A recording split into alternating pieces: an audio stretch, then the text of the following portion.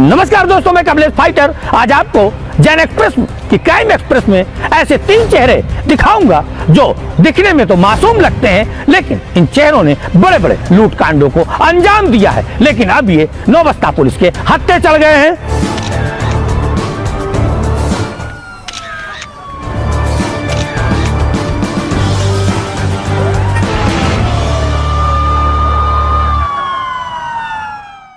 गौर से इन 3 चेहरों को देखिए। देखने में ये आपको बड़े मासूम नजर आ रहे होंगे, लेकिन ये तीनों शातिर लुटेरे हैं। इन्होंने एक नहीं दर्जनों लूट की घटनाओं को अंजाम दिया है। एक का नाम मयंक है, एक का नाम प्रतीक है, एक का नाम है दीपक उर्फ दिलीप। इन तीनों शातिरों को नौबस्ता पुलिस ने जब दबोचा तो इन्होंने बड़े बड़े खुलासे किए हैं। लगभग 8 घटनाओं को इन्होंने अपने द्वारा किया जाना कबूल किया है, जिसमें सबसे ज्यादा घटनाएं लूट की हैं। खबर में आगे बढ़ा जाए उससे पहले दिखाते हैं कि किन किन घटनाओं को इन्होंने अंजाम दिया था और कब कब वह घटनाएं घटित हुई थी। पहली लूट की घटना इन लोगों के द्वारा बीती 30 सितंबर 2022 को 6:30 बजे LIC चौराहा नौबस्ता के पास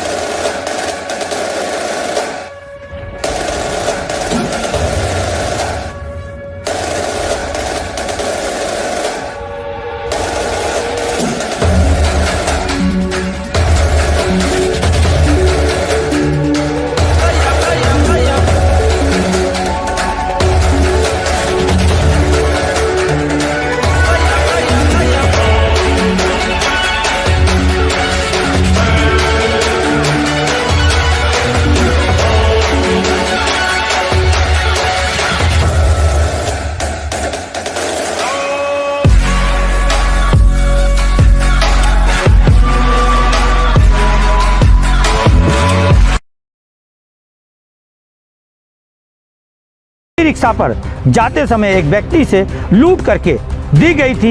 इस घटना के संबंध में IPC के सेक्शन 392 का मुकदमा नौबस्ता थाने में पंजीकृत है। दूसरी घटना 4 अक्टूबर को प्रातः 6 बजे रवींद्र नगर चौराहे थाना नौबस्ता क्षेत्र में इनके द्वारा अंजाम दी गई थी। जब एक महिला घर के बाहर झाड़ू लगा रही थी, उससे इन लोगों ने उसकी गले की चेन लूट ली थी और भाग गए थे।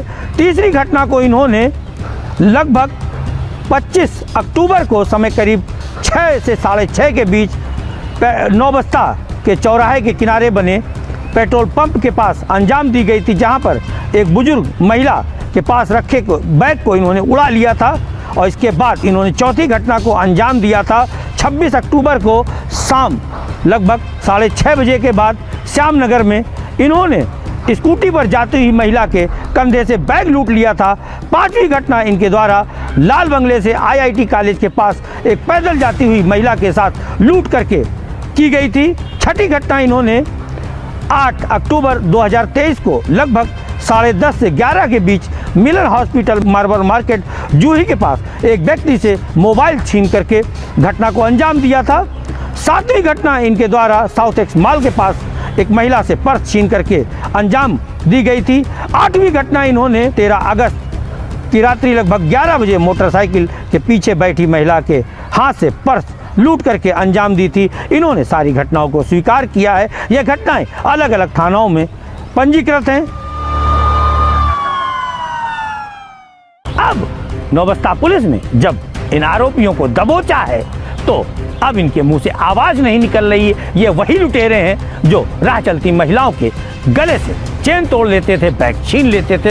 इनके अंदर कानून का भय नहीं था। जो हमें पता चला है कि इनका एक लंबा चौड़ा आपराधिक इतिहास है। सूत्रों से यह भी जानकारी मिल रही है कि कानपुर कमिश्नरेट पुलिस में तैनात कुछ खाकीधारियों से इनकी दोस्ती भी है। हालांकि अभी इसके प्रमाण हमारे पास नहीं आए हैं। चलिए अब आपको जोड़ते हैं ADCP साउथ अंकिता मैम से, क्या कुछ बता रही है प्रेस कॉन्फ्रेंस के दौरान, क्या कुछ जानकारी दे रही। संपूर्ण वृत्तांत, संपूर्ण खबर आपके सामने। पिछले कुछ दिनों में जनपद कानपुर नगर के विभिन्न थाना क्षेत्रों में कई लूट की घटनाएं हुई, जिनका की खुलासा करने के लिए माननीय पुलिस आयुक्त महोदय के निर्देशन में कई टीमों का गठन किया गया। इसमें से थाना नौबस्ता की टीम को सफलता मिल गई है। इन्होंने गैंग को गिरफ्तार किया है, जिसमें कि 3 व्यक्ति हैं। जो कि इन घटनाओं को अंजाम दे रहे थे। पिछले लगभग 1.5 महीने में इन लोगों ने 8 से 10 घटनाओं को अंजाम दिया है, जिन सभी का खुलासा थाना नौबस्ता की टीम के द्वारा किया गया है। इन तीनों का नाम है मयंक अग्निहोत्री, दिलीप मिश्रा और प्रतीक वाजपेयी। ये तीनों कर्रही थाना बर्रा के रहने वाले हैं। इसमें से प्रतीक वाजपेयी जो है वो दिल्ली में नौकरी करता है और जो अभी तक की जांच से सामने आया है वो वीकेंड पे यहाँ आकर लूट की घटनाओं में बाकी दोनों साथियों का साथ देता था।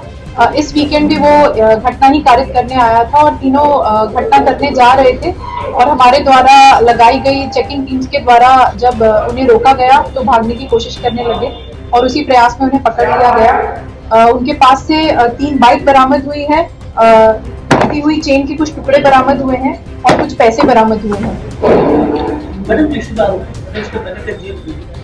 जी, इसमें से 2 आरोपी पहले जेल जा चुके हैं। इनका अन्य आपराधिक इतिहास भी खंगाला जा रहा है और भी इनका बैकग्राउंड चेक किया जा रहा है कि और किस तरह की घटनाएं करते थे।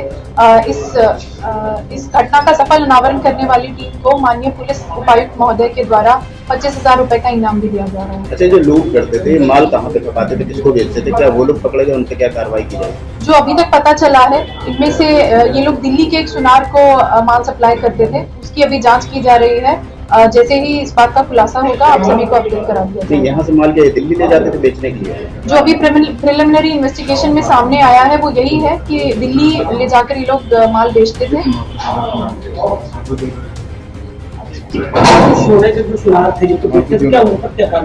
जी, उनके अगेंस्ट भी पुलिस इन्वेस्टिगेट कर रही है। जैसे ही उन्हें नैप कर लिया जाएगा आप सभी को अपडेट कराया जाएगा। जी, इन 3 लोगों की गिरफ्तारी कानपुर से हुई है।